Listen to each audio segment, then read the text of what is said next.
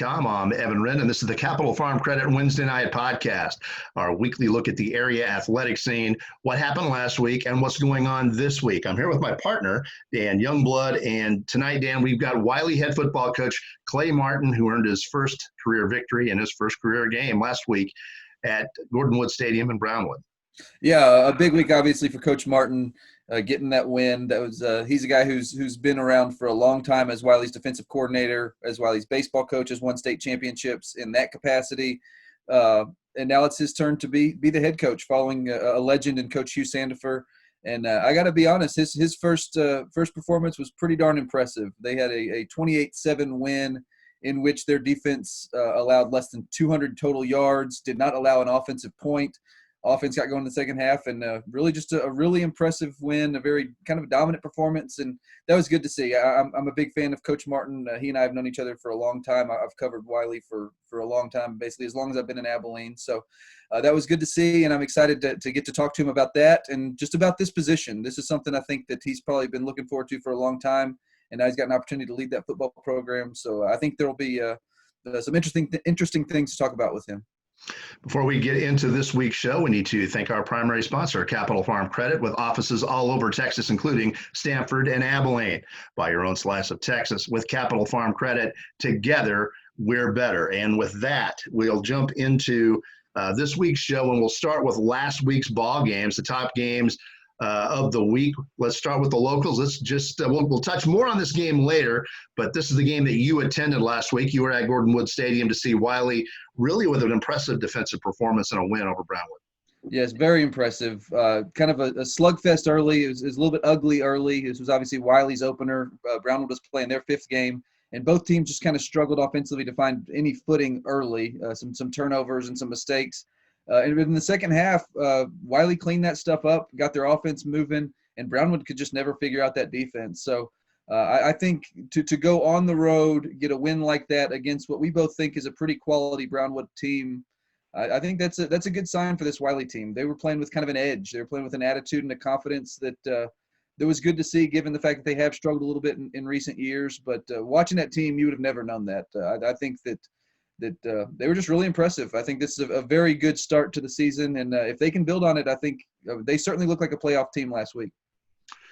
All right, out in Odessa, the Cooper Cougars had a tough go at Permian, and really it was a great ball game, losing 47-35 to the Panthers on the road. And I mean, that's one of the tougher places to play in West Texas. That's a tough go, playing against a 6A powerhouse. I thought Cooper really gave a good account of itself. I don't think they should be too overly concerned about a loss in their opener in that place. No, and really the story of that game was the fact that Odessa Permian had 3 defensive touchdowns. They had 2 pick sixes and a fumble return for a touchdown. And if Cooper cleans those things up, you're talking about a game that's going to the wire. They could have gone either way. And obviously you can't take those plays away. Those were pivotal plays in that game. But you can identify those things on film and kind of explain how they went wrong so you can fix them in the future. So I think after that game, Coach Roan was pretty pleased for an opener, kind of where they stood. I think he liked the job their offense did. They had a really they moved the ball really well, pretty consistently.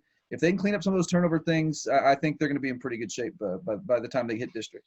All right, moving on to the Abilene Eagles, who fell to Amarillo Tascosa in their home opener last week, 26-20, in really a thriller. It was about as good a ball game as we expected.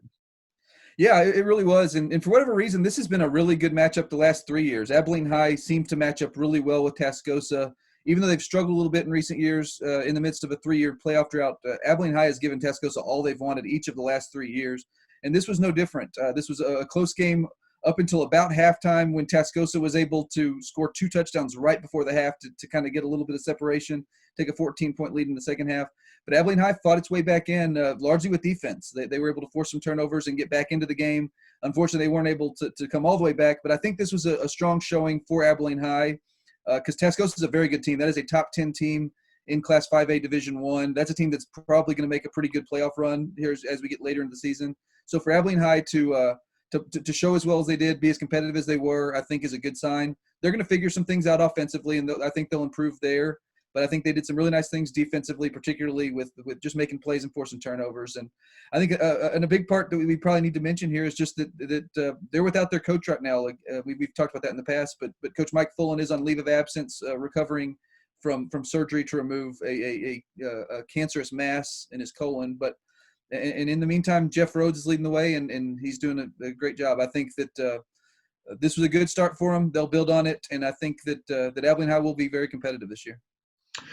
All right, let's move out into the area. A ball game that we were keeping a close eye on. We thought that this was a potential game of the week last week. Cisco at Comanche, and this one ended in a 14-7 victory for the Indians, forcing numerous turnovers, including 3 picks. That's been the bugaboo so far for this young Cisco ball club, turning the ball over a little too much, plus the fact that they have played a monster schedule thus far. They're 2-3, but they've played 4 teams that are 2 divisions above them. Comanche is 5-0. They're only 1 division above Cisco, but they're 5-0. Cisco had a shot at winning that. They gave Jim Ned, they were competitive against Jim Ned for a good time. They're competitive against Wall. It's just really a top 10 team in Class 3A D1. I'm not too concerned about Cisco, even though they're off to a 2-3 start, which is uncharacteristic for them. I just think with the enrollment shrinking a little bit, and they're still playing these 3A D1s and these powerhouses because that's all they can really play. It's all they can sign to play them because of all their success. I'm not worried for the Lobos yet at all. Neither am I, and a big part of that's that I've seen that Comanche team, and that defense is about as good as you're going to find at that level. That defense is very, very good. It's hard to move the ball against them. They force turnovers. If you look what they've done on the defensive side of the football this year, it's pretty remarkable. They are just really stumping people, and to be able to do that against Cisco, I think this was kind of that test where you're kind of seeing we think Comanche's defense is really good. Let's see how good they are against Cisco. To hold them to 7 points and basically do what they've done to everybody else, I think tells you this Comanche defense is absolutely legit. And offensively, they're doing enough to win games. I know that Coach Hermsmeyer would like to execute maybe a little bit better, put a few more points on the board. But the way they're playing defense right now, they don't have to put a whole lot of points on the board, and that's a big win for Comanche. And I agree with you. I don't think it's really not much of a knock on Cisco's resume. They're going to be fine. Breaking into the win column last week were the De Leon Bearcats, and this is a team that you and I have started to notice over the last few weeks. Thinking that they were much better than their record. They broke into the win column last week, beating Seymour 20-19. This is a better team than 1-4. If you look at the teams that they played and lost to, they gave a good Millsap team all they wanted, losing 27-20. They gave a good Cross Plains team a great game, losing 14-7. They played Windthorst, which is just out of this world good. They're undefeated still. They got blown out in that one, but that's excusable. If I were going to say that they played poorly and really one game that should have been in the opener in the second half in a loss to Dublin, maybe in their season opener, I don't think they were happy with their performance in that game at all. But ever since then, this team, ever since the Windthorst loss, has gradually started to build momentum and get better. And they're going to be a threat, in my opinion, for a playoff spot in that district. Yeah, and what's interesting is they lost a whole lot of talent from last year's team, but this group is kind of following a similar theme to what last year's team did in Coach Dixon's first year. This is a team that got better and better as the season went along. And by the end of the year, they were playing really good football. They ended up winning a playoff game last year, and this team is kind of shaping up the same way. That Millsap team that they played with, that's a good football team. Cross Plains, we know, that's a good football team, and they're playing with them, right with them. And then to get their first win, I think, was a big deal after knocking on the door the 2 previous weeks. But I think you're right. I think the Coach Dixon squad is one to watch because this is a team that just gets better as the season goes along. They play workmanlike football, and you can tell they're starting to figure some things out. So that will definitely be a fun group to watch in what I think is a fun district. That's going to be a really competitive district for those last 2 or 3 playoff spots. And moving on to our Big Country Preps game of the week, the Bangs Dragons now are off to a 4-0 start. It's been about 15 years since they've done this. It's been a good while since we've seen a 4-0 Bangs team. Knocking off Wylie, which is a proven commodity, a good team, a little banged up right now and missing some key players, but nonetheless, they beat them 39-15, forced a number of turnovers, and really beat the Bearcats with speed. This is an impressive Bangs team with speed all over the field, weapons all over the field, and they're really tough to defend, Dan. You have to worry about Sanchez in the backfield, but now they've got 3 or 4 guys, on the perimeter that if you don't tackle them, quick, they're going to get 30 or 40 yards on you. Yeah, and a quarterback that gets the ball to the right person. I mean, Ethan Cortez is a veteran back there. He knows what he's doing. He's a very good passer.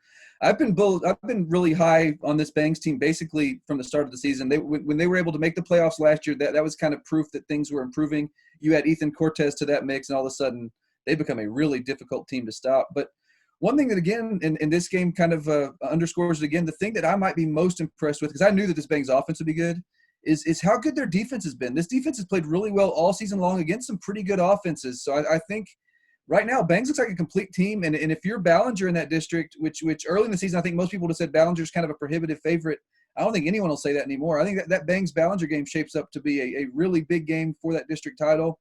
And right now, I mean, if just looking at two teams, just the state of health and those sorts of things, I think you may have to give Bangs the edge. If Bangs stays healthy, in my opinion, if Bangs stays healthy and they beat Ballinger, they're going to run the table. They will run the regular season table if they beat Ballinger. That's assuming that they stay healthy and don't have a rash of injuries.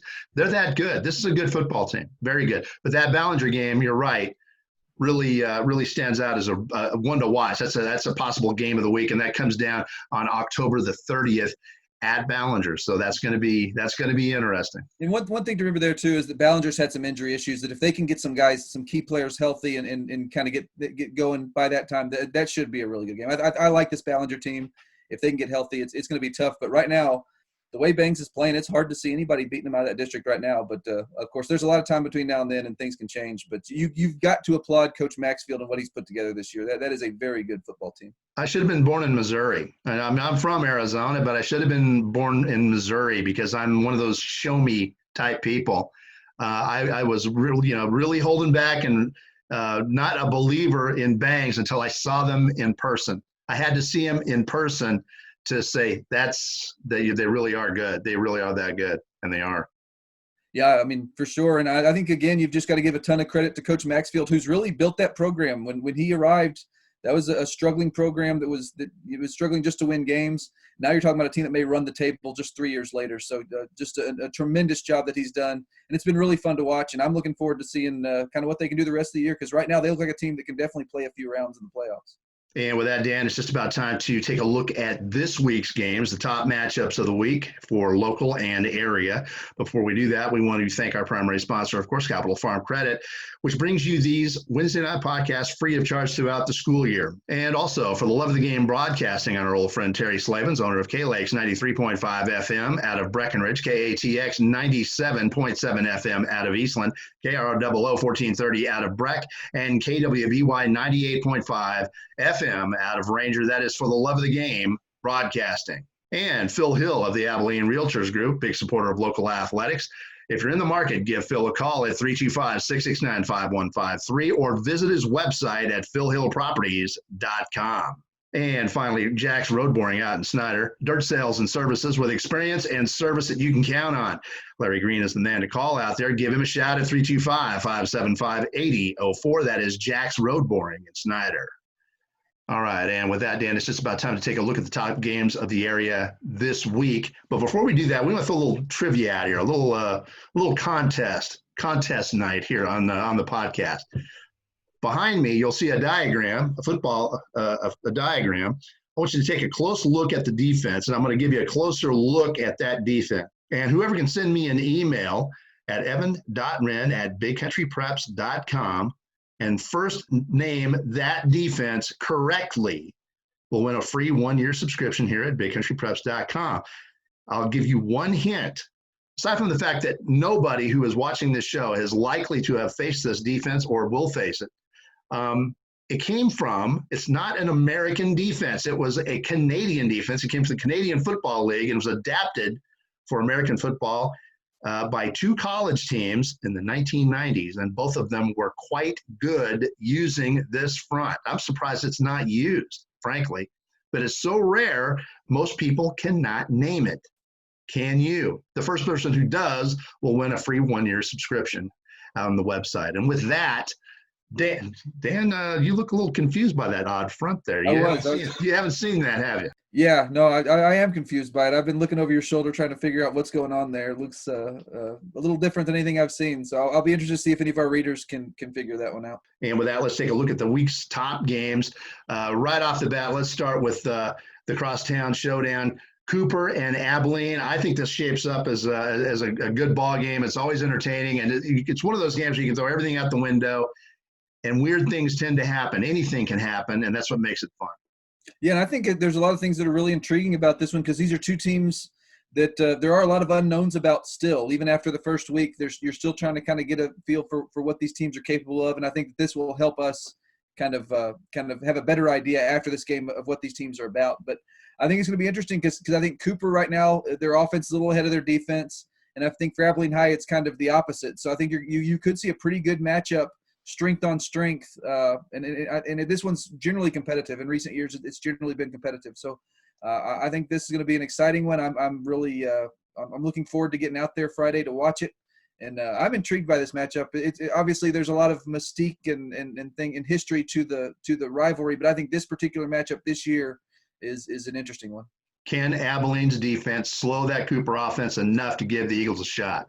I think so. And here's the thing that's going to be interesting is that Cooper struggled with turnovers in their first game. They're going to have to clean that up. Abilene High forced several turnovers in theirs. So that could be – I mean, it could come down to that, as a lot of games tend to.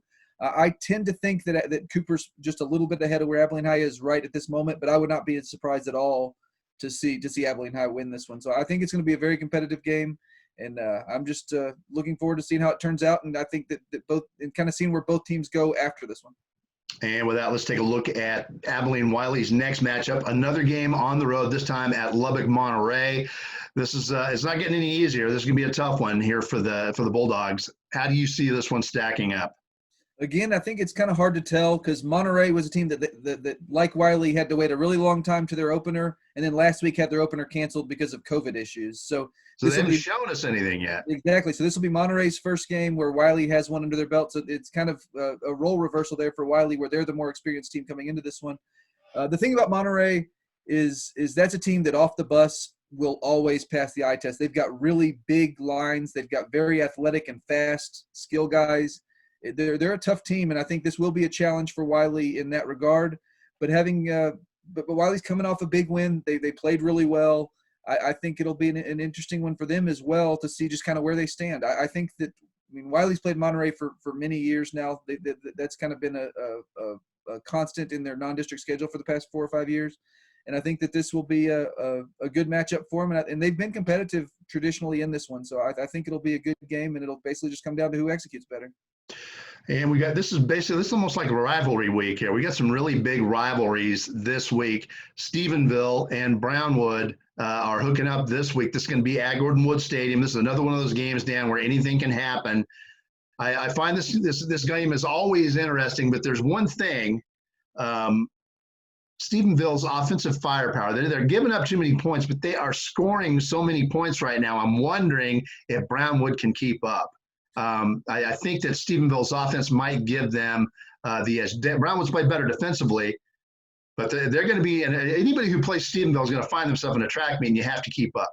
Yeah, and that's the thing that's kind of strange about this matchup is you've got a Stephenville team that has just played exceptionally on the offensive side of the football and has lost games largely because they've struggled to make stops late in games. They've had a couple of games where they let big leads get away, whereas Brownwood's kind of been the opposite. They've struggled to score at times, but they've played really well defensively. So it's going to be one of those games, I think, where you've got strength on strength, weakness on weakness, and we'll just kind of see whether Stephenville's offense is better than Brownwood's defense is. And obviously Brownwood's going to have to find a way to move the ball, certainly better than they did against Wylie, and put some points on the board if they want to win this one. And then Stephenville's going to have to find a way defensively to make stops, which is something that's been a challenge for them. But I like this matchup. I think it's a fun one. Obviously, the rivalry elements there, and both of these teams are better than their 2-3 record would indicate, I think. And both of them have one side of the ball that is played very, very well, and it's the opposite side. So you're going to get to see, like I said, one team's strength on the others, and it's just going to basically come down to whose strength is a little bit better. But one thing that's big for Stephenville is they were able to snap a 3-game losing streak last week, and were able to hold on to their big lead in the second half. They had blown big leads in 2 straight games in losses that I know were very frustrating and disappointing for them. They were able to get back in the win column last week, and I think it was a big deal. All right, now let's move on to a Class 2A matchup, a pair of unbeatens. Hamlin is going to be traveling up to Windthorst. Having covered some games up in Windthorst, I can attest that this is a difficult place to play. Granted, they're going to have a sparser crowd because of COVID, but this is a very enthusiastic town that loves their football. Hamlin's going up to face a 5-0 team at Windthorst. I think this is going to be an interesting matchup. This is going to be about as tough a game as Hamlin faces all year long. Windthorst is dang good this year. Yeah, I agree. I think this is the toughest game on their schedule to date, and probably will be deep into the playoffs. Obviously, Hawley, Albany, and Anson are all quality football teams. Right now, Windthorst has looked, I think, just a little bit better than those. So I think this is going to be a tough matchup. You're going on the road, and you're doing it off a week, having a game that just got canceled in their game against Haskell, so they weren't able to play last week. So that adds maybe a little bit of an element to it. But I think that this is going to be a really big matchup. I think this one that you and I kind of had circled on their non-district schedule is, hey, this is the big test. If they can pass this one, we'll see. I think you and I both think that this Hamlin team has what it takes to get back to Arlington, and this is kind of one of those games that'll give them an opportunity to prove that. Defensive stops win football games. That's what wins football games. Whoever gets the most defensive stops. Hamlin has played lights out defensively. They've only given up 18 points this year. I'm going with the Pipers. If they're playing defense like this, until I see a team that can get more defensive stops than them, I'm going to stick with them. But this should be a good ball game. And I'm in the same boat with you right now. I think that other than maybe Mart, I would pick Hamlin to beat anybody in Class 2A Division II. I think this team is that good. So I think they're going to find a way to go on the road and get it done. But I do think this will be a challenge for them, and they'll be tested maybe deeper into this game than they have been in any other so far. All right, moving on to the Big Country Preps game of the week. We're heading up to Snyder. We're heading up to beautiful Tiger Stadium, and I don't say that lightly. That is a beautiful stadium. That's one of the nicest stadiums in the Big Country. It's fun to cover a game at. The Snyder Tigers are going to be hosting their arch rival, the Sweetwater Mustangs. And really, to me, this Dan, before the season, we did a lot of bragging and a lot of projections on how much better we thought Sweetwater would be. And this is one of the games that they might have an opportunity to prove us right or wrong, because this is a good Snyder team. This played a tough schedule so far. They're at home. It's a rivalry game where weird things happen. If Sweetwater holds to form and scores the way they've been scoring, that offense gets going, I think they're going to be the favorite here, but this is going to be a great ball game. Yeah, I agree, and it typically is. Last year's game was a perfect example where Snyder wins by 1 point in a game that really helped propel them to the playoffs. So I think this game's going to be similar in that you're going to have two teams that want to beat the other, and it's going to be a competitive game. Another one where they kind of have different strengths. Sweetwater is so good offensively. Snyder is starting to improve offensively. The last couple of games they've played much better on that side of the football, but they've been good defensively all year long. So I think this is one where a lot of people may look at it, particularly based on how Sweetwater's played the last 3 games, and say, hey, I think Sweetwater's a big favorite. But I think Snyder may be flying under the radar a little bit. I think this is a good football team, and this will be a challenge for Sweetwater. So I'm right there with you. I think this is going to be a really fun matchup, as it always is. Well, I'll tell you what we're going to find out. We're going to find out how good Snyder's defense is. This Snyder defense has only allowed 16 points per game against pretty good competition. So, and frankly, I think the Snyder defense can be worrisome for Sweetwater, because Sweetwater defensively hasn't played all that well. Sweetwater thus far has wanted to just outscore people, and they've been able to do that.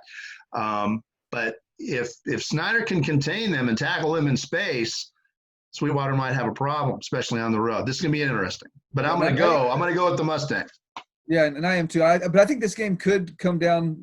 The outcome could be decided by the style of play. I think if Snyder can get Sweetwater into kind of a possession by possession football game and kind of keep it in the 20s or high 20s, low 30s, I think they've got a shot to win this one. If it gets into the 40s or 50s, I think that's going to favor Sweetwater. But the thing about this, Sweetwater has so many weapons. We talk about a lot about quarterback Leo Halsey, who's such a good player as a junior. They've got a couple of receivers in Darian Carr and Harrison Foster, one's a big play guy, one's just one of the area's top receivers in general. And then they're starting to develop some depth at the running back position. A guy named Camarion Sadler, a young kid who stepped in there, and he's done some really big things the last 2 or 3 weeks. So a lot of weapons there for Snyder. They're going to have to find a way to contain. But this has been a very good defense, and I think that there's another challenge on the opposite side. Is Snyder's going to have to find a way offensively to put points on the board, which they've done pretty well in their last 2 games. They weren't able to play last week in a game that got canceled, but I think so. They're going to be excited, obviously, to get into this one, and it'll be just interesting to see how they perform. But it should be a very fun matchup, and I think it's going to be an exciting one. And with that, Dan, it's just about time to bring on Wylie head football coach Clay Martin, who enjoyed his first career win in his first career game last week at Gordon Wood Stadium. That's a tough place to play. That's a tough way to open your career at Gordon Wood Stadium. But the Bulldogs, with a tremendous defensive effort, came through with a 28-7 win. Yeah, no, very impressive performance, and I think this is going to be a fun conversation. I've known Coach Martin for a long time. He was Coach Hugh Sandifer's right-hand man for really the last, quarter century. I mean, he's been there that long and just done a tremendous job as a defensive coordinator and baseball coach before now. Now he's getting an opportunity to be a head football coach, and so far so good. I think you got to be impressed with the way his tenure has started, and it's going to be. I'm looking forward to getting to talk to him about that win, about kind of the experience of taking over for a guy who was a mentor of his, and kind of the future. I think it's going to be there's a lot to talk about with him. He's an interesting guy who's been around for a long time, very decorated history as in his previous roles, and I think he's got a very solid foundation built to have a successful run as their football coach now. Well, he's waiting in the green room right now, waiting to be brought on. Let's bring him on. Sure. And joining us now via Zoom, Wylie head football coach Clay Martin. Coach, thank you so much for joining us. Thank you. And Coach, we'll start obviously with from the top. A big win for your team in y'all's opener, going to Brownwood, winning 28-7. A very strong performance. I guess just first of all, kind of what were your thoughts on the way your team played, and just kind of on the experience as a whole, with it being your first win as a head coach, kind of a season opener for your team. I mean, just what was just kind of encapsulate all that, I guess. Yeah, it was an exciting evening all the way around. The kids played with great enthusiasm, not only on the field, but on the sideline. And, I think the enthusiasm for the community. And, I think that's the word I would use is it was exciting, a great game and something that, we were pretty sloppy early on, but, kind of put some things together as the game went on. Coach, talk about that defensive effort right out of the chute against a team that's really played fairly well offensively, a proven commodity. You guys were outstanding defensively that night. Yeah, we had a lot of tape, and so our defensive coordinator, Brian Hill, did an excellent job of game planning. And then, like we all know, it doesn't matter what we know, it matters what the kids know. And so, I thought they did a great job of understanding the game plan and executing, and it was a great defensive effort. And Coach, you kind of mentioned enthusiasm and on the sidelines and those sorts of things. And I think you could kind of see that there was kind of maybe an edge or a confidence or an attitude that your team was playing with. Just how nice was that to see? Just to see your team come out that excited and playing with the type of confidence that they were. Well, that first game is always extremely exciting, and it's always every year to be the first weekend that you get to play Texas high school football. And the fact that we had waited so long, to get the chance to do that, I think added to that excitement. And then, those guys have worked really hard. And so, they were excited to get out there and have a big day. Coach, you might coach another 20 or 25 years and never see a situation like you saw the other night. When you're playing a team that's played 4 games and you haven't played yet, you've got all the game film on them, but they've had the reps. So going in, what did you think? Who did you think the advantage went to going in, and how did it turn out? Yeah, Evan, I hope I don't ever see that again. I've had plenty of this, but I think looking at it personally, I thought that they would definitely have the advantage. The first game's always pretty rough as far as execution, and so being in that situation where you'd had several games under your belt, I thought that was a big advantage. We did have the advantage of having lots more video info on kind of what they were going to do. And, so I guess it was just a football game, and we had to wait and see how it turned out. And Coach, you mentioned something when we talked the other day when I was out at the office, just about kind of it was a unique situation that you had such a long off season to prepare for one opponent, which is not very common, where you get that much time to kind of prepare, knowing who your opponent is 4 and 5 weeks down the road. I guess just what was that experience like, where you know who you're playing, but you have, instead of having a 1 week turnaround to prepare for them, you're it's week after week after week. Yeah, we really didn't do a whole lot of stuff that was extremely Brownwood specific, but we knew, kind of what fronts we were going to see.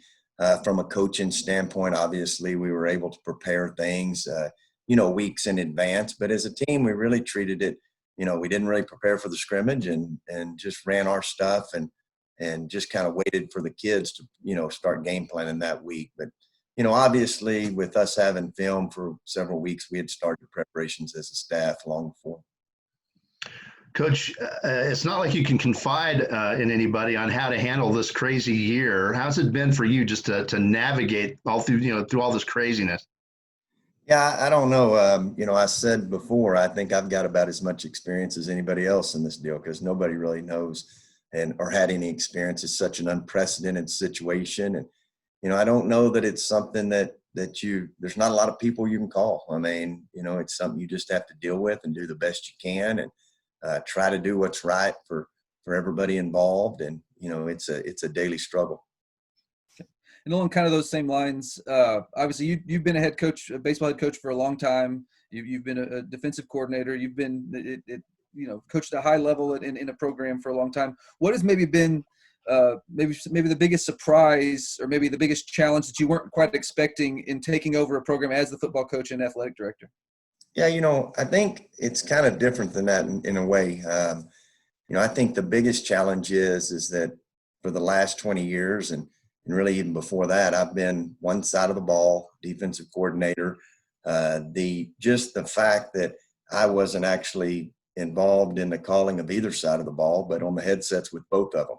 I would flip back and forth. And so it was definitely a different role, definitely a different experience. And, something that I think I'll grow into. I don't think I was very good other than that. And, I know I'll get better as the year goes along. Coach, can you talk a little bit about the influence on your philosophy and your career that Coach Snyder had? Yeah, just an unbelievable man, unbelievable mentor. I've told a million people in my life that, he was such a joy to work with and to work for. A great friend of mine, someone that I think, I owe a lot to in my coaching career, someone that is, that I always modeled things that I did after things that he had done. And, he was just a great example as not only a football coach, but athletic director and just a great man. And at the same time, obviously you can see the influence he has had on your program. At the same time, we've talked about in the past how every coach is going to be a little bit different, do some things a little bit differently. I guess, have there been any changes that you've brought to the program where there are noticeable differences between what you and Coach Sandefur had done? Oh, there's a bunch of little stuff. I think the core of the program and the core values of the program and the things that, that Wylie, that are important to Wylie and important to our athletic program, those are still the same. There's been some little things, whether not to say that they're better or worse, it's just a little different. And some things that we've done differently, not only from a practice standpoint, but also just some things that here and there that we've kind of changed. You actually already touched on this one as well, and it was kind of a question I had for you. Being a guy who had been a defensive coordinator for so long, you made the decision to hire a defensive coordinator and hand that side of the ball to an assistant coach. And I've heard Dave Aranda, I'm a Baylor grad and fan, and he did the same thing. He, as a defensive coordinator, took the head coaching job and hired a defensive coordinator to be more of kind of the overseer of the program. What's that been like? Has it been a little strange for you? And how hard was it to give up that side of the ball, given how long you had been in control of it? Yeah, I think that would be an obvious question. And I think it would be something that I thought would be really difficult. I think the fact that we were able to hire quality coordinators and especially being in a situation where I could totally turn it over and trust Brian, it's been a huge learning curve for me. We've worked really close together and in the installation of what we're doing defensively, but Brian's the guy that's calling it, and Brian's the guy that's put it together. And I think that would be a deal where it would seem like that would be difficult, but the transition was really easy, especially after a couple of weeks. And last one, but just you've been at Wylie for a very long time, done a lot of really impressive things in your other capacities. What did it mean to you to get this opportunity at Wylie? And I guess just what has that school and program meant to you in your career and now that you are the head coach? Yeah, I've been at Wylie for 28 years, virtually my entire coaching career. A place that's very dear to my heart, somewhere that I've chose to stay at for a long time, and a place where my kids played, and have great memories being part of Coach Sandefur's staff, and something that when this opportunity came, it was a time in my career that something that I had aspired to do. and just so grateful and thankful that it happened here. It's a great honor that the community and the school board had the faith and trust in me to do that. And I'm just going at it with hard work and doing the best I can. Coach, thank you so much for joining us. We'll be keeping an eye on you. Good luck the rest of the way. Thank you, guys. Appreciate it, Coach. Appreciate it. And that was Wylie head football coach Clay Martin, who's off to a great start. And man, he's got such a tough act to follow. I was a little bit concerned about the pressure, but they did really well the other night. They surprised me. They did, and I think it helps him that he's been around that program for as long as he has. He's done so well as a baseball coach. I think when you look at that program, he's bought a whole lot of time and patience, and I think really a lot of faith. I mean, he's a guy that's done a really good job there. So it was good to see him get off the start that he did. It's good to see the Bulldogs off to a 1-0 start. And not just that, just playing good football. I think that's a good sign. If they can continue to build on that, it should be a good first year for Coach Martin. But it was fun getting him on the podcast and getting to talk to him about some of these things, because this is an exciting time for Wylie, I think. And with that, it's just about time to wrap up the Capital Farm Credit Wednesday night podcast. But before we do that, we want to remind you that we've got 3 separate subscription packages here at Big Country Preps. We've got a monthly for $5 a month. We've got a semi-annual for $4 a month, 6 months. $4 a month, and then we've got a full year subscription where we knock that price down to $3 a month, a full year of Big Country High School athletic coverage for $36. And we'd also like to remind you that if you ever see a photo you like in any one of our galleries, it is available for just $7. You can click on that small shopping cart icon to the bottom right, follow the prompt, and purchase as many of those as you would like. But now that we're in the season, we are taking a whole lot of photos, so make sure you check those out. Our photo archive is updated. Check that out as well. That is something we are very proud of here at BigCountryPreps.com. All Big Country, all high school, all the time. Welcome home.